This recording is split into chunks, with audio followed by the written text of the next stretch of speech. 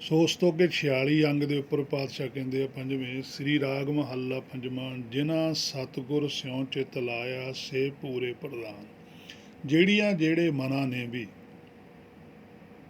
ਜਿਸ ਜੀਵਾਤਮਾ ਨੇ ਵੀ ਸਤਿਗੁਰ ਸਿਉ ਚਿਤ ਲਾਇਆ, ਭਾਵ ਕਿ ਸਤ ਸਰੂਪ ਹੈ ਜਿਹੜਾ ਇਹਦਾ ਆਪਣਾ ਮੂਲ ਹੈ,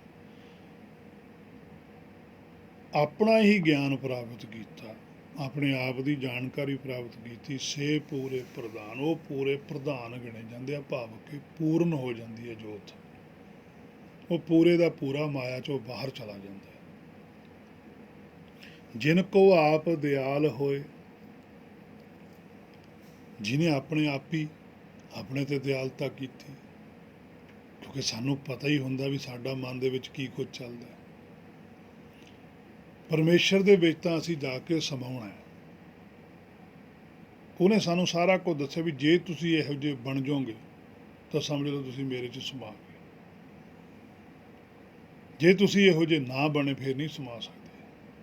ਭਾਵੇਂ ਤੁਹਾਨੂੰ ਲੋਕ ਕਹੀ ਜਾਣ ਵੀ ਤੁਸੀਂ ਇਹ ਤਾਂ ਜੀ ਪੂਰਾ ਹੀ ਹੈ, ਪਰ ਤੁਹਾਨੂੰ ਆਪਣੇ ਆਪ ਦਾ ਤਾਂ ਪਤਾ ਹੀ ਹੈ।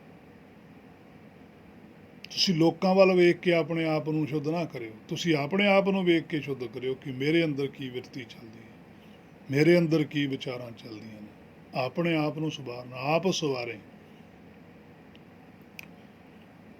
ਜਿਨ ਕੋ ਆਪ ਦਿਆਲ ਹੋਏ, ਆੜੇ ਨੂੰ ਕੰਨਾ ਪੱਪੇ ਨੂੰ ਸਿਹਾਰੀ ਆ, ਪੜ੍ਹਦੇ ਅਸੀਂ ਇਹਨੂੰ ਆਪ ਆ, ਪਰ ਆਪ ਹੀ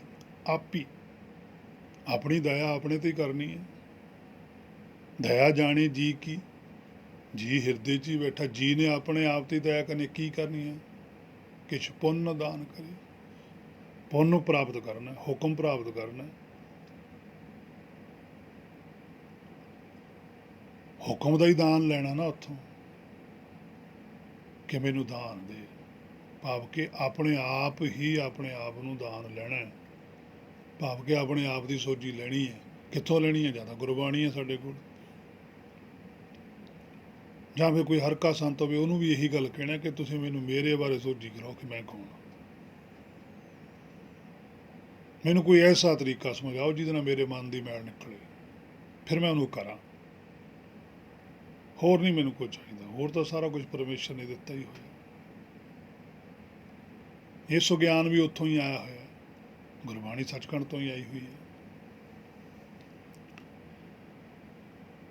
ਜਿਨ ਕੋ ਆਪ ਦਿਆਲ ਹੋਏ, ਤਿਨ ਉਪਜੈ ਮਨੀ ਗਿਆਨ, ਕਹਿੰਦੇ ਉਹਦੇ ਹੀ ਮਨ ਵਿੱਚ ਗਿਆਨ ਪੈਦਾ ਹੋ ਜਾਂਦਾ ਹੈ, ਜਿਹੜਾ ਆਪਣੀ ਦਇਆ ਪਹਿਲਾਂ ਆਪਣੇ ਤੇ ਕਰੇ। ਪਰਮੇਸ਼ਰ ਦੀ ਤਾਂ ਦਇਆ ਸਭ ਤੇ ਹੈਗੀ ਹੋਏਗੀ ਹੈ, ਪਰਮੇਸ਼ਰ ਨੇ ਤਾਂ ਦਇਆ ਕਰਕੇ ਗੁਰਬਾਣੀ ਦਿੱਤੀ ਹੈ, ਪਰਮੇਸ਼ਰ ਨੇ ਤਾਂ ਇਹੀ ਸੋਝੀ ਕਰਾਈ ਹੈ ਵੀ ਤੂੰ ਮਾਇਆ 'ਚ ਫਸਿਆ ਹੋਇਆ, ਨਿਕਲ ਇੱਥੋਂ। ਹੁਣ ਨਿਕਲਣਾ ਤਾਂ ਅਸੀਂ ਹੋਈ ਹਾਂ। ਸੋ ਉਪਜਿਆ ਮਨ ਗਿਆਨ, ਮਨ ਦੇ ਅੰਦਰ ਹੈ ਉਹ ਗਿਆਨ। ਜਿਨ ਕੋ ਮਸਤਕ ਲਿਖਿਆ ਤਿਨ ਪਾਇਆ ਹਰਿ ਨਾਮ, ਕਹਿੰਦੇ ਜਿਨ੍ਹਾਂ ਨੇ ਆਪਣੀ ਬੁੱਧੀ ਦੇ ਅੰਦਰ, ਜੀਵ ਆਤਮਾ ਦੇ ਅੰਦਰ ਇਹ ਗੱਲ ਦ੍ਰਿੜ ਕਰ ਲਈ ਕਿ ਮੈਂ ਮਾਇਆ ਚੋਂ ਬਾਹਰ ਨਿਕਲਣਾ, ਕਹਿੰਦੇ ਪਾਇਆ ਹਰਿ ਨਾਮ, ਕਹਿੰਦੇ ਉਹਨਾਂ ਨੂੰ ਉਹ ਨਾਮ ਮਿਲ ਜਾਂਦਾ, ਭਾਵ ਕਿ ਉਹ ਸੋਝੀ ਆ ਜਾਂਦੀ ਹੈ, ਉਹ ਹੁਕਮ ਬੁੱਝ ਲੈਂਦੇ ਨੇ।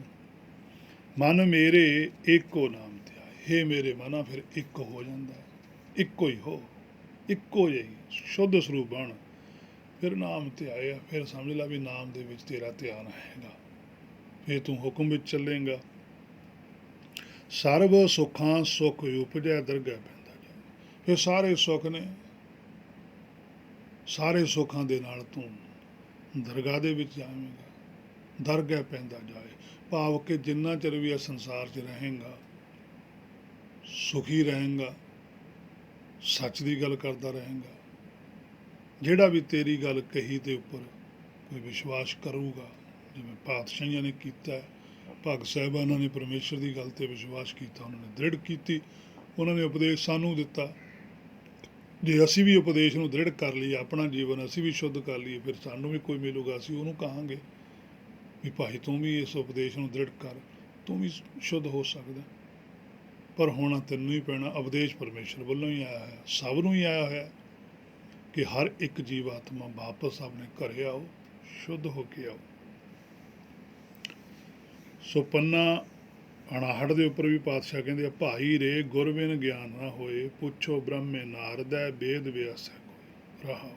ਕਹਿੰਦੇ ਭਾਈ ਰੇ ਤੁਸੀਂ ਭਾਈ ਹੋ, ਕਹਿੰਦੇ ਸਾਡੇ, ਕਿਉਂਕਿ ਸੱਚਖੰਡ ਵੱਲੋਂ ਜੀਵਾਤਮਾ ਸਭ ਦੀਆਂ ਉੱਥੋਂ ਹੀ ਆਈਆਂ ਨੇ। ਗੁਰ ਬਿਨ ਗਿਆਨ ਨਾ ਹੋਏ, ਕਹਿੰਦੇ ਗੁਰ ਤੋਂ ਬਿਨਾਂ ਗਿਆਨ ਨਹੀਂ ਹੋਣਾ। ਭਾਵ ਕਿ ਜਿੰਨਾ ਚਿਰ ਤੁਸੀਂ ਆਪ ਹੀ ਨਹੀਂ ਲੈਣਾ ਚਾਹੁੰਦੇ ਗਿਆਨ, ਉਨਾ ਚਿਰ ਗਿਆਨ ਨਹੀਂ ਹੋਣਾ। ਜੇ ਬੱਚਾ ਸਕੂਲ 'ਚ ਪੜ੍ਹਦਾ, ਉਹ ਚਾਹੇ ਹੀ ਨਾ ਵੀ ਮੈਂ ਪੜ੍ਹਨਾ ਹੀ ਨਹੀਂ, ਟੀਚਰ ਜ਼ੋਰ ਲਾ ਲਵੇ, ਉਹ ਨਹੀਂ ਪਾਸ ਹੋ ਸਕਦਾ, ਨਹੀਂ ਪੜ੍ਹ ਸਕਦਾ। ਬੱਚੇ ਦਾ ਆਪ ਦਾ ਵੀ ਇੰਟਰਸਟ ਹੋਵੇ, ਬੱਚਾ ਵੀ ਚਾਹੇ, ਤੇ ਫਿਰ ਟੀਚਰ ਦਾ ਵੀ ਮਨ ਖੁਸ਼ ਹੁੰਦਾ। ਇਸੇ ਤਰ੍ਹਾਂ ਇਹ ਮੇਰੇ ਮਨਾ, ਜੇ ਤੂੰ ਆਪ ਚਾਹੇ ਵੀ ਮੈਂ ਗੁਰਬਾਣੀ ਤੋਂ ਸੋਝੀ ਪ੍ਰਾਪਤ ਕਰਨੀ ਹੈ, ਤਾਂ ਗੁਰਬਾਣੀ ਬਹੁਤ ਪ੍ਰਸੰਨ ਹੁੰਦੀ ਹੈ। ਫਿਰ ਗੁਰ ਪ੍ਰਸੰਨ ਵੀ ਹੁੰਦਾ, ਉਹਨੂੰ ਵੀ ਚਾਅ ਹੁੰਦਾ ਵੀ ਜੇ ਮੇਰੀ ਗੱਲ ਨੂੰ ਮੰਨੂਗਾ ਤਾਂ ਮੈਨੂੰ ਵੀ ਇਹਦਾ ਕ੍ਰੈਡਿਟ ਮਿਲਣਾ, ਕਿ ਵੀ ਫਲਾਨੇ ਦਾ। ਜੇ ਉਹਦੀ ਗੱਲ ਨਹੀਂ ਮੰਨਦਾ ਫਿਰ ਬਦਨਾਮੀ ਵੀ ਹੁੰਦੀ ਹੈ। ਅੱਲਾ ਕਹਿੰਦਾ ਟੀਚਰ ਕੋ ਪੜ੍ਹਦੇ ਸੀ, ਹੁਣ ਬਦਨਾਮੀ ਵੀ ਬੱਚੇ ਨਾਲ ਕਰ ਦਿੰਦੇ ਆ, ਤੇ ਜਸ ਵੀ ਬੱਚੇ ਨਾਲ ਹੀ ਕਰਦੇ ਆ। ਪਰ ਕੋਈ ਬੱਚੇ ਵੱਲ ਨਹੀਂ ਦੇਖਦਾ ਕਿ ਬੱਚੇ ਦਾ ਆਪ ਦਾ ਇੰਟਰਸਟ ਨਹੀਂ ਸੀਗਾ। ਜੇ ਬੱਚੇ ਦਾ ਇੰਟਰਸਟ ਹੁੰਦਾ ਤਾਂ ਟੀਚਰ ਤਾਂ ਸਭ ਨੂੰ ਪੜ੍ਹਾ ਹੀ ਰਿਹਾ ਨਾ, ਗੁਰਬਾਣੀ ਤਾਂ ਸਭ ਨੂੰ ਸੋਝੀ ਦੇ ਰਹੀ ਹੈ। ਹੁਣ ਲੈਣੀ ਨਾ ਲੈਣੀ ਤਾਂ ਮਨਾ ਤੇਰੇ ਤੇ ਗੱਲ ਹੈ ਨਾ। ਸੋ ਭਾਈ ਰੇ ਗੁਰ ਬਿਨ ਗਿਆਨ ਨਾ ਹੋਏ, ਪੁੱਛੋ ਬ੍ਰਹਮੇ ਨਾਰਦੈ ਵੇਦ ਵਿਆਸੈ। ਕਹਿੰਦੇ ਪੁੱਛ ਲਓ, ਬ੍ਰਹਮੇ ਨੂੰ ਜਾ ਕੇ ਪੁੱਛੋ, ਜਾਂ ਨਾਰਦ ਨੂੰ ਪੁੱਛੋ, ਜਾਂ ਵੇਦ ਵਿਆਸ ਨੂੰ ਪੁੱਛੋ। ਭਾਵ ਕਿ ਜਿਨ੍ਹਾਂ ਨੇ ਇਹ ਗਿਆਨ ਪ੍ਰਾਪਤ ਕੀਤਾ, ਇਹ ਗੁਰਮਤ ਦਾ ਬ੍ਰਹਮ ਹੈ, ਇੱਕ ਸਨਾਤਨ ਮਤ ਦਾ ਬ੍ਰਹਮਾ ਵੀ ਹੈ, ਇੱਕ ਗੁਰਮਤ ਦਾ। ਇਹ ਗੁਰਮਤ ਦੇ ਬ੍ਰਹਮੇ ਦੀ ਗੱਲ ਕੀਤੀ, ਜਿਹੜੇ ਭਗਤ ਸਾਹਿਬਾਨ ਸਨ, ਪਾਤਸ਼ਾਹੀਆਂ ਸਨ, ਇਹ ਬ੍ਰਹਮੇ ਦਾ ਅਵਤਾਰ ਸਨ, ਕਿਉਂਕਿ ਇਹਨਾਂ ਨੇ ਸੱਚ ਬ੍ਰਹਮ ਨੂੰ ਜਾਣਿਆ। ਇਹੀ ਨਾਰਦ ਸੀ, ਇਹਨਾਂ ਦੀ ਗੱਲ ਕੋਈ ਰੱਦ ਕਰਕੇ ਦਿਖਾਵੇ। ਨਾਰਦ, ਜਿਹਦੀ ਕੋਈ ਗੱਲ ਨੂੰ ਰੱਦ ਨਾ ਕਰ ਸਕਿਆ, ਗੁਰਬਾਣੀ ਨੂੰ ਰੱਦ ਕਰਕੇ ਦਿਖਾਵੇ ਕੋਈ। ਇਹੀ ਵੇਦ ਨੇ, ਇਹਨਾਂ ਨੇ ਗਿਆਨ ਦਿੱਤਾ। ਬੇਆਸਾ ਹੈ, ਇਹ ਤੋਂ ਕੋਈ ਆਸ ਤੋਂ ਬਿਨਾਂ ਜਾ ਕੇ ਦਿਖਾਵੇ। ਬੇਆਸਾ ਨਹੀਂ ਕਿਸੇ ਨੂੰ ਜਾਣ ਦਿੰਦੇ, ਹਾਂ ਲੈਣ ਵਾਲਾ ਹੋਵੇ ਤਾਂ ਹੈ। ਸਾਡੇ ਅੰਦਰ ਭੁੱਖ ਹੋਣੀ ਚਾਹੀਦੀ ਹੈ। ਜੇ ਪਾਣੀ ਦਾ ਦਰਿਆ ਵਗਦਾ ਹੈ, ਪੀ ਲਓ ਉੱਥੋਂ। ਤੇ ਜੇ ਹੁਣ ਤੁਸੀਂ ਪਾਣੀ ਦੀ ਘੁੱਟ ਪੀਣੀ ਨਹੀਂ, ਫਿਰ ਤੁਸੀਂ ਨਿੰਦਿਆ ਦਰਿਆ ਦੀ ਕਰੀ ਚੱਲੋ ਵੀ ਦਰਿਆ 'ਚ ਕੋਈ ਫਾਇਦਾ ਨਹੀਂ, ਦਰਿਆ ਦਾ ਕੀ ਫਾਇਦਾ, ਪਿਆਸ ਤਾਂ ਮਿਟਾਉਂਦਾ ਨਹੀਂ। ਉਹ ਦਰਿਆ ਕਹਿੰਦਾ ਵੀ ਮੈਂ ਤਾਂ ਵਗਦਾ, ਤੂੰ ਪੀ ਲੈ, ਮੈਂ ਕਿਹੜਾ ਤੈਨੂੰ ਰੋਕਦਾ। ਇਸੇ ਤਰ੍ਹਾਂ ਅਸੀਂ ਗੁਰਬਾਣੀ ਦੀ ਸੋਝੀ ਤਾਂ ਆਉਂਦੀ ਨਹੀਂ, ਹੁਣ ਪੜ੍ਹੀ ਤਾਂ ਜਾਂਦੇ ਹਾਂ, ਫਾਇਦਾ ਕੀ ਹੈ। ਉਹ ਭਰਾਵੋ ਸੋਝੀ ਤਾਂ ਆਊਗੀ ਜੇ ਸੋਝੀ ਲਵੋਗੇ। ਗੁਰਬਾਣੀ ਦੇ ਅੱਗੇ ਸਮਰਪਣ ਤਾਂ ਹੋਵੋ ਨਾ, ਮਨ ਨੂੰ ਮਨਾਓ ਤਾਂ ਸਹੀ, ਫਿਰ ਵੇਖਿਓ ਗੁਰਬਾਣੀ ਦੀ ਕਰਾਮਾਤ ਵਰਤਦੀ। ਪਰ ਆਏ ਨਹੀਂ ਹੈ, ਪੜ੍ਹ ਕੇ ਨਹੀਂ, ਸਮਰਪਣ।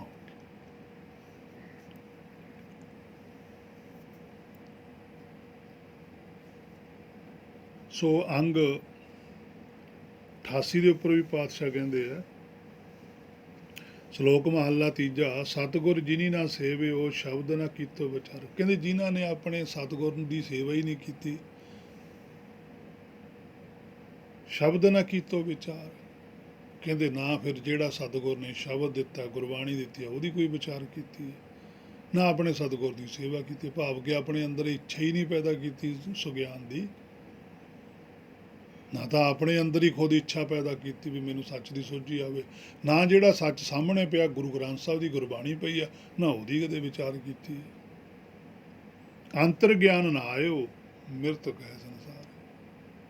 ਸੰਸਾਰ ਸ਼ਬਦ ਲਿਖਤਾ, ਕਹਿੰਦੇ ਸਾਰਾ ਹੀ ਸੰਸਾਰ ਮਿਰਤਕ ਹੀ ਹੈ। ਕਹਿੰਦੇ ਜਿੰਨਾ ਚਿਰ ਆਪਣੇ ਆਪ ਦੀ ਸੋਝੀ ਹੀ ਨਹੀਂ ਆ ਰਹੀ, ਦੇਖੋ ਅੰਤਰ ਗਿਆਨ ਆਇਆ ਲਿਖਿਆ, ਕਹਿੰਦੇ ਅੰਤਰ ਗਿਆਨ ਨਾ ਆਇਓ, ਜਿੰਨਾ ਚਿਰ ਆਪਣੇ ਆਪ ਨੂੰ ਗਿਆਨ ਹੀ ਨਹੀਂ ਆਇਆ ਤਾਂ ਸਮਝ ਲਓ ਮਿਰਤਕ ਹੈ ਸੰਸਾਰ। ਹਾਂ ਸੰਸਾਰ ਕਹਿੰਦਾ ਵੀ ਅਸੀਂ ਜਿਉਂਦੇ ਤੁਰੇ ਫਿਰਦੇ ਹਾਂ, ਪਰ ਸੱਚਖੰਡ ਉਹਨੂੰ ਮਿਰਤਕ ਮੰਨਦਾ। ਅਤਿ ਕੁਲੀਨ ਚਤਰ ਮੁਖ ਗਿਆਨੀ ਧਨਵੰਤ, ਮਿਰਤਕ ਕਹੀਏ ਨਾਨਕਾ ਜੇ ਪ੍ਰੀਤ ਨਹੀਂ। ਕਿੱਡੀਆਂ ਕਿੱਡੀਆਂ ਪਾਤਸ਼ਾਹ ਨੇ ਬਚਨ ਕੀਤੇ ਆ, ਮੈਂ ਨਾ ਐਡੀ ਲਾਹਣਤ ਪਾਈ ਹੈ ਤੈਨੂੰ, ਤੂੰ ਫਿਰ ਵੀ ਤੂੰ ਢੀਠ ਹੀ ਬਹੁਤ ਹੋ ਗਿਆ। ਅੰਤਰ ਗਿਆਨ ਨਾ ਆਇਓ ਮਿਰਤਕ ਹੈ ਸੰਸਾਰ, ਲੱਖ 84 ਫੇਰ ਪਿਆ ਮਰ ਜੰਮੈ ਹੋਏ ਖਵਾਰ। ਕਹਿੰਦੇ ਲੱਖ 84 ਹੈ, ਕਹਿੰਦੇ ਦੇਖ ਲਾ ਫਿਰ 84 ਫੇਰ ਖੜੀ ਹੈ,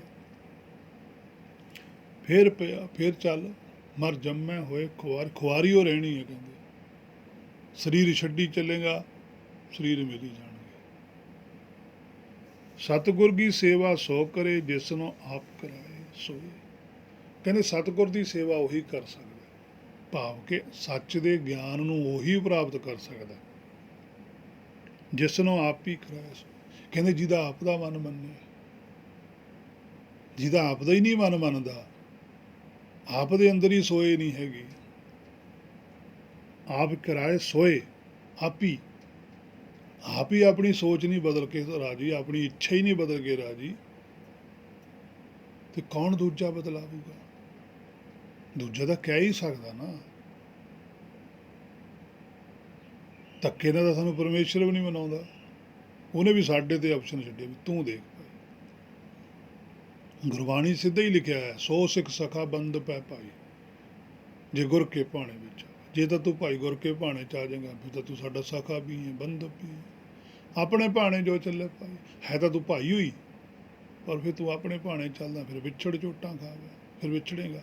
ਹੁਣ ਉੱਥੇ ਇਹ ਨਹੀਂ ਲਿਖਿਆ ਕਿ ਮੇਰੀ ਗੱਲ ਮੰਨ ਬਸ। ਉਹ ਕਹਿੰਦਾ ਵੀ ਆਪਸ਼ਨ ਹੈ ਤੇਰੇ ਅੱਗੇ, ਤੂੰ ਚੌਂਕ 'ਚ ਖੜਾ, ਦੋ ਰਸਤੇ, ਕਿੱਧਰ ਨੂੰ ਜਾਂਦਾ ਕਿੱਧਰ ਨੂੰ ਜਾਂਦਾ, ਬੋਰਡ ਲੱਗਿਆ ਹੈ, ਇੱਕ ਪਾਸੇ ਲਿਖਿਆ ਸੱਚਖੰਡ, ਇੱਕ ਪਾਸੇ ਲਿਖਿਆ ਝੂਠਖੰਡ। ਇਹ ਤਾਂ ਹੁਣ ਤੂੰ ਦੇਖ ਵੀ ਜਾਣਾ ਕਿੱਧਰ ਨੂੰ, ਜਾਂ ਸੱਚਖੰਡ ਵਾਲੇ ਪਾਸੇ ਨੂੰ ਹੋ ਜਾ, ਜਾਂ ਝੂਠਖੰਡ ਵਾਲੇ ਪਾਸੇ ਨੂੰ ਹੋ ਜਾ। ਪਰਮੇਸ਼ਰ ਨੇ ਆਪਣੇ ਤੇ ਨਹੀਂ ਗੱਲ ਕੀਤੀ, ਉਹ ਕਹਿੰਦਾ ਤੂੰ ਦੇਖ, ਕਿਉਂਕਿ ਤੂੰ ਇੰਡੀਪੈਂਡੈਂਟ ਜੀਵ ਆਤਮਾ, ਇੰਡੀਪੈਂਡੈਂਟ ਹੈ, ਕਿਸੇ ਤੇ ਡਿਪੈਂਡੈਂਟ ਨਹੀਂ ਹੈ। ਇਹ ਬਹੁਤ ਬਰੀਕ ਗੱਲ ਹੈ, ਇੰਨੀ ਸੌਖੀ ਨਹੀਂ ਸਮਝ ਆਉਂਦੀ। ਸਤਿਗੁਰ ਵਿੱਚ ਨਾਮ ਨਿਧਾਨ ਹੈ, ਕਰਮ ਪ੍ਰਾਪਤ ਹੋਏ। ਕਹਿੰਦੇ ਸਤਿਗੁਰ ਵਿੱਚ, ਤੂੰ ਸਤਿਗੁਰ ਹੀ, ਸਾਡਾ ਜਿਹੜਾ ਮੂਲ ਹੈ ਉਹ ਸਤ ਸਰੂਪ ਨਹੀਂ ਹੈ। ਗੁਰਬਾਣੀ ਕਹਿੰਦੀ ਸਤਿਗੁਰ ਤੇ ਖਾਲੀ ਕੋ ਨਹੀਂ, ਪ੍ਰਭ ਮੇਰੇ ਮੇਰ ਮਿਲਾਏ। ਹਰ ਇੱਕ ਦੇ ਅੰਦਰ ਸਤਿਗੁਰ ਹੈ, ਪਰ ਇਹ ਸਤਿਗੁਰ ਨੂੰ ਜਾਣਦਾ ਹੀ ਨਹੀਂ ਹੈਗਾ। ਇਹ ਤਾਂ ਮਾਇਆ ਨੂੰ ਜਾਣਦਾ। ਮਨ ਆਪਣਾ ਅਸਲੀ ਸਰੂਪ ਜਾਣਦੇ ਨਹੀਂ, ਅਸਲੀ ਅਸਤੱਤਵ ਜਾਣਦਾ ਹੀ ਨਹੀਂ। ਝੂਠ ਨਾਲ ਜੁੜ ਕੇ ਝੂਠ ਹੀ ਜਾਣੀ ਜਾਂਦਾ ਸਾਰਾ ਕੁਝ। ਕਹਿੰਦੇ ਸਤਿਗੁਰ ਵਿੱਚ ਨਾਮ ਨਿਧਾਨ ਹੈ। ਕਹਿੰਦੇ ਜਿਹੜੀ ਸੱਚ ਦੀ ਸੋਝੀ ਹੈ ਨਾ, ਤੇਰੇ ਅੰਦਰ ਗੁਣ ਗਿਆਨ ਪਿਆ, ਉਹਦੇ ਅੰਦਰ ਹੀ ਨਾਮ ਹੈ, ਉਹਦੇ ਅੰਦਰ ਹੀ ਉਸ ਹੁਕਮ ਪਿਆ, ਜਿਹੜੇ ਹੁਕਮ ਨਾਲ ਤੂੰ ਇੱਥੋਂ ਬਾਹਰ ਜਾ ਸਕਦਾ। ਪਹਿਲਾਂ ਆਪਣਾ ਗਿਆਨ ਲੈ, ਫਿਰ ਤੈਨੂੰ ਪਤਾ ਲੱਗ ਜੂਗਾ। ਸੱਚ ਰਤੇ ਗੁਰ ਸ਼ਬਦ ਸਿਉ, ਤਿਨ ਸੱਚੀ ਸਦਾ ਲਿਵ ਹੋਏ। ਕਹਿੰਦੇ ਜਿਹੜੀ ਜੀਵ ਆਤਮਾ ਸੱਚੀ, ਸੱਚ ਦੇ ਵਿੱਚ ਸਮਾ ਚੁੱਕੀ ਹੈ, ਜਿਹੜੀ ਆਤਮਾ ਨੇ ਆਪਣਾ ਸੁਗਿਆਨ ਲੈ ਲਿਆ, ਗੁਰ ਸ਼ਬਦ ਸਿਉ, ਕਹਿੰਦੇ ਉਹ ਗੁਰ ਸ਼ਬਦ ਆ, ਗੁਰਬਾਣੀ ਹੈ ਸਾਡੇ ਸਾਹਮਣੇ ਬਾਹਰ,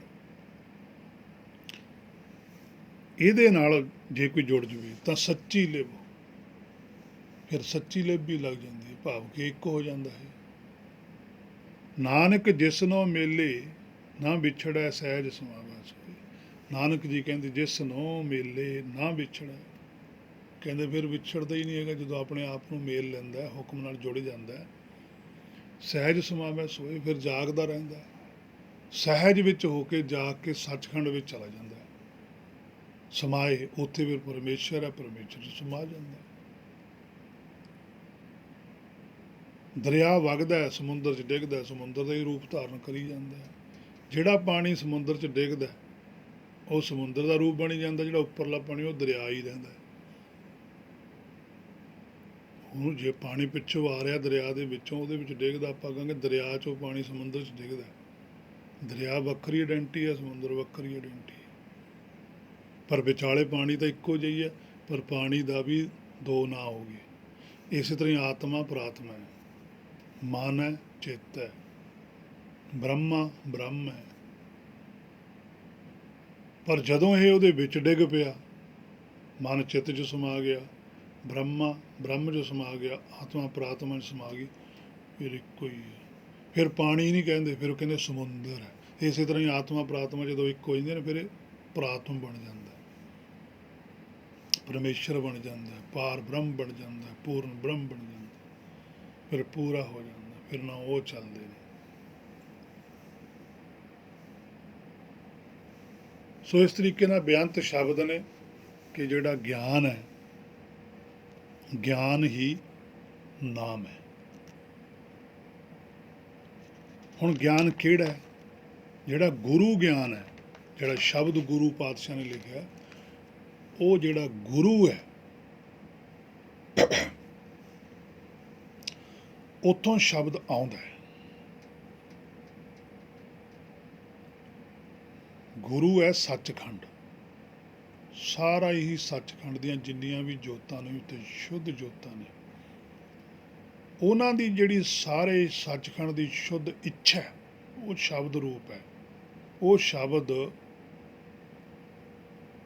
ਦਾ ਜਿਹੜਾ ਰੂਪ ਹੈ, ਉਹ ਸਾਡੇ ਕੋਲ ਗੁਰਬਾਣੀ ਹੈ।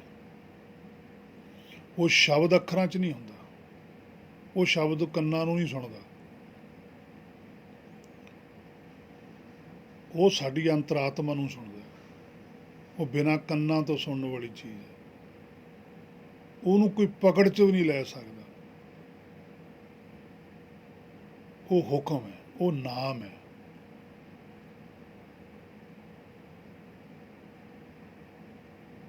ਜਿਹਨੂੰ ਗੁਰੂ ਨਾਨਕ ਸਾਹਿਬ ਜੀ ਨੇ ਲਿਖਿਆ ਕਿ ਸ਼ਬਦ ਗੁਰੂ ਸੁਰਤ ਤੋਂ ਨਚੇਲਾ, ਉਹਦੀ ਸੰਗਤ ਸੁਰਤ ਕਰਦੀ ਹੈ।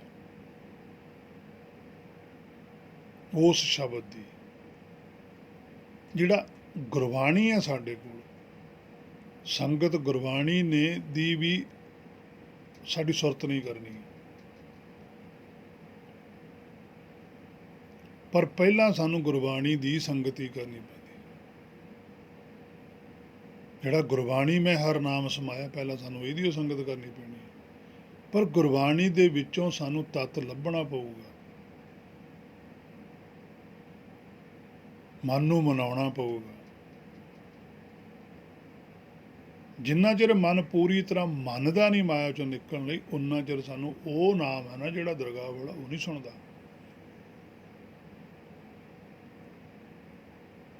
ਇੱਕ ਬਰੀਕ ਭੇਦ ਹੈ, ਇਹਨੂੰ ਸਮਝਣ ਲਈ ਜਾਂ ਸਮਝਾਉਣ ਲਈ ਵੀ ਬੜਾ ਲੰਮਾ ਸਮਾਂ ਚਾਹੀਦਾ। ਸੌਖੇ ਸ਼ਬਦਾਂ 'ਚ ਤਾਂ ਗੁਰਬਾਣੀ 'ਚ ਹੀ ਸਮਝਾਇਆ, ਪਰ ਸਾਨੂੰ ਸੌਖੇ ਸ਼ਬਦਾਂ 'ਚੋਂ ਵੀ ਸਮਝ ਨਹੀਂ ਆ ਰਿਹਾ। ਜਿਵੇਂ ਪਾਤਸ਼ਾਹ ਨੇ ਲਿਖਤਾ ਵੀ ਅੱਖਾਂ ਬਾਝੋਂ ਵੇਖਣਾ ਬਿਨ ਕੰਨੀ ਸੁਣਨਾ, ਪੈਰਾਂ ਬਾਝੋਂ ਚੱਲਣਾ ਬਿਨ ਹੱਥੀਂ ਕਰਨਾ, ਨਾਨਕ ਹੁਕਮ ਪਛਾਣ ਕੇ ਤੋ ਖਸਮੇ ਮਿਲਣਾ। ਫਿਰ ਉਹ ਕਿਹੜਾ ਨਾਮ ਹੈ? ਹੁਣ ਗੁਰਬਾਣੀ ਤਾਂ ਅੱਖਾਂ ਨਾਲ ਦਿਸਦੀ ਹੈ, ਪਾਤਸ਼ਾਹ ਕਹਿੰਦੇ ਅੱਖਾਂ ਬਾਝੋਂ ਵੇਖਣਾ ਬਿਨ ਕੰਨੀ ਸੁਣਨਾ, ਗੁਰਬਾਣੀ ਤਾਂ ਕੰਨਾਂ ਨਾਲ ਸੁਣਦੀ ਹੈ। ਪੈਰਾਂ ਬਾਝੋਂ ਚੱਲਣਾ, ਹੁਣ ਇੱਥੇ ਤਾਂ ਪੈਰਾਂ ਨਾਲ ਤੁਰ ਕੇ ਜਾਣਾ ਪੈਂਦਾ। ਬਿਨ ਹੱਥੀਂ ਕਰਨਾ, ਇੱਥੇ ਤਾਂ ਹੱਥਾਂ ਦੀ ਲੋੜ ਹੈ, ਉੱਥੇ ਕਿਸੇ ਚੀਜ਼ ਦੀ ਲੋੜ ਨਹੀਂ ਹੈ।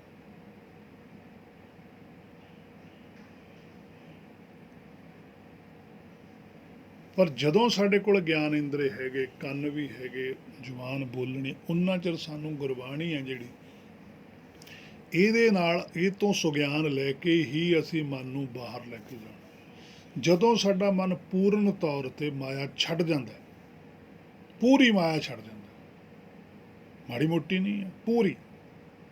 ਸਾਚੀ ਪ੍ਰੀਤ ਹਮ ਤੁਮ ਸੰਗ ਜੋਰੀ, ਤੁਮ ਸੰਗ ਜੋਰ ਅਵਰ ਸੰਗ ਤੋੜੀ, ਫੇਰ ਹੈ। ਕਹਿੰਦੇ ਜਦੋਂ ਅਸੀਂ ਅਵਰ ਸੰਗ ਤੋੜੀ ਹੈ ਤਾਂ ਉਹਦੇ ਨਾਲ ਸੱਚੀ ਪ੍ਰੀਤ ਜੁੜਦੀ ਹੈ। ਫੇਰ ਉਹ ਸ਼ਬਦ ਹੈ ਜਿਹੜਾ, ਉਹ ਨਾਮ ਹੈ ਜਿਹੜਾ ਗੁਰੂ ਵੱਲੋਂ ਆਉਂਦਾ, ਸੱਚਖੰਡ ਵੱਲੋਂ, ਇਹ ਗੁਰ ਸ਼ਬਦ ਹੈ, ਉਹ ਗੁਰੂ ਸ਼ਬਦ ਹੈ। ਇਹ ਸਾਨੂੰ ਕਿਸੇ ਨੇ ਬੋਲ ਕੇ ਦੱਸਿਆ, ਜਿਹੜੇ ਪਾਤਸ਼ਾਹੀਆਂ ਸਨ, ਭਗਤ ਸਾਹਿਬਾਨ, ਇਹ ਗੁਰ ਸਨ ਸਾਰੇ। ਇਹ ਗੁਰ ਰਾਰੇ ਨੂੰ ਔਂਕੜ ਵਾਲੇ ਨੇ। ਜਿਵੇਂ ਪਾਤਸ਼ਾਹ ਦਾ ਬਚਨ ਆਉਂਦਾ, ਨਾਨਕ ਗੁਰ, ਗੱਗੇ ਨੂੰ ਔਂਕੜ ਰਾਰਾ ਗੁਰ, ਤੇ ਗੁਰ, ਗੱਗੇ ਨੂੰ ਔਂਕੜ ਰਾਰੇ ਨੂੰ ਔਂਕੜ, ਹੋਆ ਵੇਖੋ ਤਿਸ ਕੀ ਰਜਾਏ, ਇਹ ਹੈ ਉਹਦੀ ਰਜ਼ਾ। ਕਿ ਪਹਿਲਾਂ ਨਾਨਕ ਜੀ ਨੇ ਆਪਣਾ ਮਨ ਬਣਾਇਆ, ਗੁਰੂ ਨਾਨਕ ਸਾਹਿਬ ਜੀ ਨੇ ਆਪਣਾ ਮਨ ਬਣਾਇਆ ਕਿ ਮੈਂ ਨਹੀਂ ਇੱਥੇ ਰਹਿਣਾ, ਜਿਵੇਂ 10ਵੇਂ ਪਾਤਸ਼ਾਹ ਕਹਿੰਦੇ, ਚਿੱਤ ਨਾ ਪਇਓ ਆਵਨ ਕੋ, ਚੁਭੀ ਰਹੀ ਸੁਰਤ ਪ੍ਰਭ ਚਰਨ। ਉਹ ਕਹਿੰਦਾ ਮੇਰਾ ਮਨ ਨਹੀਂ ਕਰਦਾ, ਮੈਂ ਨਹੀਂ ਜਾਣਾ ਉੱਥੇ। ਪਰਮੇਸ਼ਰ ਕਹਿੰਦਾ ਵੀ ਨਹੀਂ ਜਾਓ, ਕੋਈ ਗੱਲ ਨਹੀਂ, ਤੁਹਾਡੇ ਤੇ ਮਾਇਆ ਦਾ ਅਸਰ ਨਹੀਂ ਪੈਂਦਾ। ਪਰ ਗੁਰੂ ਨਾਨਕ ਸਾਹਿਬ ਨੇ ਇੱਥੇ ਆਇਆ, ਮਨ ਮਨਾਇਆ ਵੀ ਨਹੀਂ, ਮੈਂ ਮਾਇਆ 'ਚ ਨਹੀਂ ਰਹਿਣਾ, ਚਲੇ ਮੈਂ ਜਾਣਾ ਪਰ ਮੈਂ ਮਾਇਆ 'ਚ ਨਹੀਂ ਰਹਿਣਾ। ਉਹ ਕਹਿੰਦੇ ਨਹੀਂ ਰਹਿੰਦੇ, ਤੂੰ ਜਾ ਤਾਂ ਸਹੀ। ਪਰ ਜਦੋਂ ਆ ਗਏ, ਇੱਥੇ ਤਾਂ ਹੁਣ ਮਾਇਆ ਹੀ ਸੀਗੀ। ਫਿਰ ਮਾਇਆ ਦਾ ਜਲਵਾ ਵੀ ਉਹਨਾਂ ਨੇ ਦਿਖਾਇਆ ਸੰਸਾਰ ਨੂੰ, ਆਪ ਵੀ ਝੱਲੀ ਗੱਲ, ਕਿਉਂਕਿ ਉਹਨਾਂ ਨੇ ਪੂਰਨਾ ਵੀ ਪਾਉਣਾ। ਰਹੇ ਸਾਡੇ ਵਾਂਗੂ ਹੀ, ਪਰ ਅਸਲੀਅਤ ਵੀ ਦਿਖਾਈ ਕਿ ਐਂ ਮਾਇਆ ਛੱਡ ਵੀ ਹੁੰਦੀ ਹੈ। ਹੀਰਾ ਹਾਥ ਚੜਿਓ ਨਿਰਮੋਲਕ, ਛੂਟ ਗਈ ਸੰਸਾਰੀ। ਛੱਡ ਕੇ ਦਿਖਾਈ ਹੈ ਸਾਰਿਆਂ ਨੇ, ਭਗਤ ਸਾਹਿਬਾਨਾਂ ਨੇ ਛੱਡ ਕੇ ਦਿਖਾਈ ਹੈ।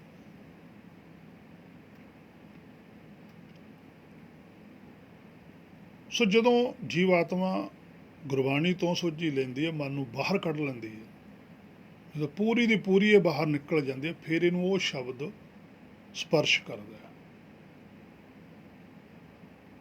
ਉਦੋਂ ਇਹਨੂੰ ਸੋਝੀ ਆਉਂਦੀ ਹੈ। ਪਹਿਲਾਂ ਨਹੀਂ ਆ ਸਕਦੀ, ਪਹਿਲਾਂ ਕਿਸੇ ਨੂੰ ਵੀ ਨਹੀਂ ਹੈ।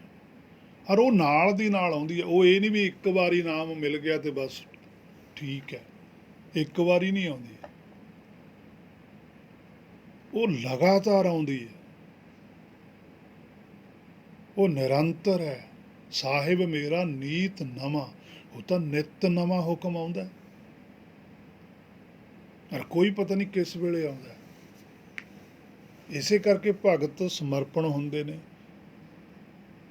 ਉਹਨਾਂ ਨੇ ਆਪਣਾ ਆਪਾ ਪਰਮੇਸ਼ਰ ਅੱਗੇ ਭੇਟਾ ਕੀਤਾ ਜਾਂਦਾ। ਉਦੋਂ ਭੇਟਾ ਹੁੰਦਾ ਪਰਮੇਸ਼ਰ ਅੱਗੇ, ਪਹਿਲਾਂ ਨਹੀਂ ਹੈ। ਪਹਿਲਾਂ ਤਾਂ ਆਪਣਾ ਕਾਰਜ ਸਵਾਰਨਾ। ਇਹ ਜਨਮ ਤੁਮਾਰੇ ਲੇਖੇ, ਜਨਮ ਉਦੋਂ ਲੇਖੇ ਲੱਗੇ ਜਦੋਂ ਜਨਮ ਹੋਇਆ, ਭਾਵ ਕਿ ਅੰਦਰ ਆਤਮਾ ਪ੍ਰਾਤਮਾ ਮਾਇਆ ਤੋਂ ਬਾਹਰ ਚਲੇ ਗਈਆਂ, ਇੱਕ ਹੋ ਗਏ ਦੋਨੇ ਜਾਣੇ। ਇੱਕ ਹੋਏ ਤੋਂ ਉਗਵੈ, ਜਦੋਂ ਇੱਕ ਹੋ ਕੇ ਉਗਦਾ, ਫਿਰ ਉਹਨਾਂ ਦੇ ਲੇਖੇ 'ਚ ਪੈਂਦਾ ਪਰਮੇਸ਼ਰਾਂ ਦੇ। ਫਿਰ ਉਹ ਕਹਿੰਦੇ ਵੀ ਠੀਕ ਆ, ਹੁਣ ਅਸੀਂ ਲੇਖਾ ਲਿਖਾਂਗੇ, ਹੁਣ ਤੂੰ ਉਵੇਂ ਕਰ। ਇਹ ਕਹਿੰਦਾ ਜੀ ਸਤ ਵਚਨ, ਪਹਿਲਾਂ ਇਹਨੇ ਆਪਣਾ ਲੇਖਾ ਆਪ ਲਿਖਿਆ ਕਿ ਮੈਂ ਮਾਇਆ 'ਚ ਨਹੀਂ ਰਹਿਣਾ। ਕਹੋ ਕਬੀਰ ਮਨ ਮਾਨਿਆ, ਕਬੀਰ ਸਾਹਿਬ ਜੀ ਕਹਿੰਦੇ ਪਹਿਲਾਂ ਮੇਰਾ ਮਨ ਮੰਨਿਆ, ਮਨ ਮਾਨਿਆ ਤਉ ਹਰ ਜਾਣਾ। ਕਹਿੰਦੇ ਫਿਰ ਮੈਨੂੰ ਹਰ ਦਾ ਪਤਾ ਲੱਗਿਆ। ਪਹਿਲਾਂ ਮੇਰਾ ਮਨ ਹੀ ਨਹੀਂ ਸੀ ਮੰਨਦਾ, ਹੁਣ ਮੇਰਾ ਮਨ ਮੰਨ ਗਿਆ ਵੀ ਜਿਹੜਾ, ਕਿਉਂਕਿ ਗਿਆਨ ਉਹਨਾਂ ਨੂੰ ਸਹੀ ਮਿਲਿਆ। ਜਦੋਂ ਵੇਦ ਪੜ੍ਹੇ, ਭਗਤ ਸਾਹਿਬਾਨਾਂ ਦੇ ਗ੍ਰੰਥ ਪੜ੍ਹੇ, ਤਾਂ ਉਹਨਾਂ ਦੇ ਵਿੱਚੋਂ ਪਤਾ ਲੱਗ ਗਿਆ ਵੀ ਇੱਥੇ ਤਾਂ ਗੱਲ ਕੁਛ ਹੋਰ ਹੈ। ਉਹਦੇ ਨਾਲ ਮਨ ਮੰਨ ਗਿਆ ਵੀ ਵਾਕਈ ਗੱਲ ਇਹ ਠੀਕ ਹੈ। ਮਨ ਮੰਨਣ ਦੀ ਦੇਰ ਸੀ, ਹਰ ਨੂੰ ਜਾਣ ਲਿਆ, ਕਿਉਂਕਿ ਹਰ ਕਿਹੜਾ ਕਿਤੇ ਬਾਹਰ ਹੈ, ਆਪ ਹੀ ਹੈ। ਆਪਣੇ ਆਪ ਨੂੰ ਜਾਣ ਗਿਆ ਵੀ ਮੈਂ ਤਾਂ ਹਰ ਹੀ ਹਾਂ, ਮੈਂ ਵੀ ਤਾਂ ਉਹੀ ਸਰੂਪ ਹੈ। ਆਤਮ ਚੀਨ ਪ੍ਰਾਤਮ ਸੋਈ। ਕਹਿੰਦੇ ਜਦੋਂ ਮੈਂ ਆਪਣੀ ਆਤਮ ਨੂੰ ਖੋਜਿਆ ਤਾਂ ਪਤਾ ਲੱਗਿਆ ਵੀ ਮੈਂ ਹੀ ਪਰਮਾਤਮਾ। ਫਿਰ ਸਾਰੀ ਸੋਝੀ ਆਉਂਦੀ ਹੈ।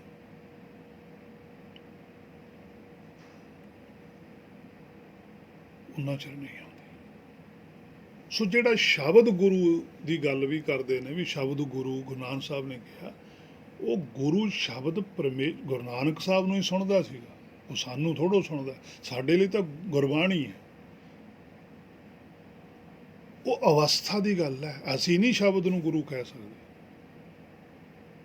ਅਸੀਂ ਸ਼ਬਦ ਨੂੰ ਗੁਰੂ ਉਦੋਂ ਕਹਾਂਗੇ ਜਦੋਂ ਸਾਨੂੰ ਧੁਰ ਕੀ ਬਾਣੀ ਸੁਣੂਗੀ। ਸਾਡੇ ਲਈ ਅੱਜ ਗੁਰੂ ਹੈ, ਉਹ ਗੁਰਬਾਣੀ ਹੈ, ਗੁਰਬਾਣੀ ਹੈ, ਗੁਰ ਹੈ। ਸਾਰਾ ਕੁਝ ਲਿਖਿਆ ਪਾਤਸ਼ਾਹ ਨੇ, ਪਰ ਅਸੀਂ ਫਿਰ ਵੀ ਸਮਝਣ 'ਚ ਵਿੱਚ ਸਾਨੂੰ ਭੁਲੇਖਾ ਲੱਗ ਗਿਆ। ਜਿਹੜਾ ਸਭ ਤੋਂ ਜ਼ਿਆਦਾ ਪ੍ਰਚਲਿਤ ਸ਼ਬਦ ਆ ਸਾਡੇ ਸਿੱਖ ਮਤ ਦੇ ਅੰਦਰ, ਚੌਥੇ ਪਾਤਸ਼ਾਹ ਦਾ, ਕਿ ਬਾਣੀ ਗੁਰੂ, ਗੁਰੂ ਹੈ ਬਾਣੀ। ਉੱਥੇ ਉਹਨਾਂ ਨੇ ਦੋ ਗੱਲਾਂ ਡਬਲ ਕਹੀਆਂ ਨੇ ਕਿ ਕਿਤੇ ਭੁਲੇਖਾ ਫੇਰ ਨਾ ਲੱਗ ਜਾਵੇ, ਪਰ ਸਾਨੂੰ ਫਿਰ ਵੀ ਲੱਗ ਗਿਆ ਕਿ ਬਾਣੀ ਹੈ ਜਿਹੜੀ ਉਹੀ ਗੁਰੂ ਹੈ। ਹੁਣ ਚੌਥੇ ਪਾਤਸ਼ਾਹ ਦਾ ਤਾਂ ਬਾਣੀ ਗੁਰੂ ਹੈ, ਕਿਉਂਕਿ ਉਹਨਾਂ ਨੂੰ ਤਾਂ ਬਾਣੀ ਸੁਣਦੀ ਹੈ, ਧੁਰ ਕੀ ਬਾਣੀ, ਉਹਨਾਂ ਦਾ ਸ਼ਬਦ ਸੁਣਦਾ ਹੈ ਜਿਹੜਾ ਸੱਚਖੰਡ 'ਚੋਂ ਆ ਰਿਹਾ। ਬਾਣੀ ਗੁਰੂ, ਗੁਰੂ ਹੈ ਬਾਣੀ, ਵਿੱਚ ਬਾਣੀ ਅੰਮ੍ਰਿਤ ਸਾਰੇ। ਕਿ ਉਸ ਬਾਣੀ ਦੇ ਵਿੱਚ ਸਾਰਾ ਨਿਰਾ ਤੱਤ ਹੀ ਤੱਤ ਹੈ। ਉਹਨੂੰ ਸਮਝਣਾ ਨਹੀਂ ਪੈਂਦਾ, ਉਹਨੂੰ ਵਿਚਾਰਨਾ ਨਹੀਂ ਪੈਂਦਾ। ਉਹ ਅੱਖਾਂ ਨਾਲ ਨਹੀਂ ਦੀਂਦੀ, ਉਹਨੂੰ ਕੰਨਾਂ ਨਾਲ ਨਹੀਂ ਸੁਣ ਸਕਦੇ, ਉਹਨੂੰ ਕੋਈ ਫੜ ਨਹੀਂ ਸਕਦਾ, ਉਹਦੇ ਬਾਰੇ ਕੋਈ ਲਿਖ ਨਹੀਂ ਸਕਦਾ, ਉਹਦੇ ਬਾਰੇ ਕੋਈ ਦੱਸ ਨਹੀਂ ਸਕਦਾ, ਉਹਦੇ ਬਾਰੇ ਕੋਈ ਸਮਝਾ ਨਹੀਂ ਸਕਦਾ। ਦਸਵੇਂ ਪਾਤਸ਼ਾਹ ਵੀ ਕਹਿੰਦੇ, ਨਹੀਂ ਜਾਣ ਜਾਈ ਕਛੂ ਰੂਪ ਰੇਖਨ, ਕਹਾਂ ਵਾਸਤਾ ਕੋ ਫਿਰੈ ਕੌਣ ਵੇਖਨ। ਕਹਿੰਦੇ ਨਹੀਂ ਪਤਾ।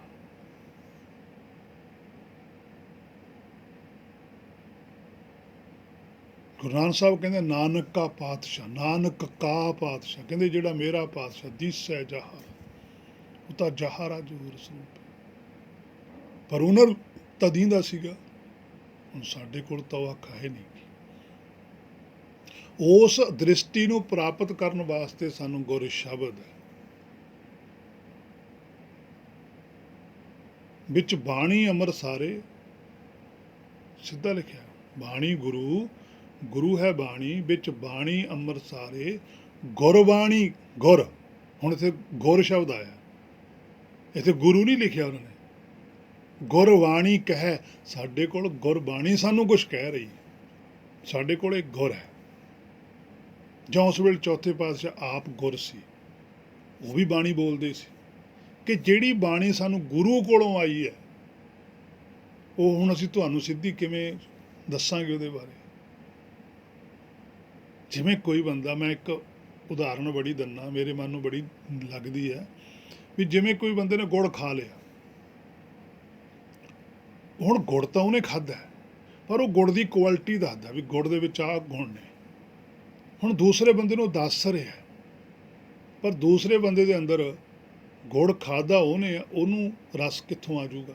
ਪਰ ਉਹਦੇ ਅੰਦਰ ਗੁੜ ਦੇ ਲੱਛਣ ਸੁਣ ਕੇ, ਗੁੜ ਦੀਆਂ ਵਿਸ਼ੇਸ਼ਤਾਵਾਂ ਸੁਣ ਕੇ, ਚੰਗਿਆਈਆਂ ਸੁਣ ਕੇ, ਉਹਦੇ ਅੰਦਰ ਇੱਛਾ ਜ਼ਰੂਰ ਪੈਦਾ ਵੀ ਮੈਂ ਵੀ ਯਾਰ ਇਹ ਗੁੜ ਖਾਵਾਂ।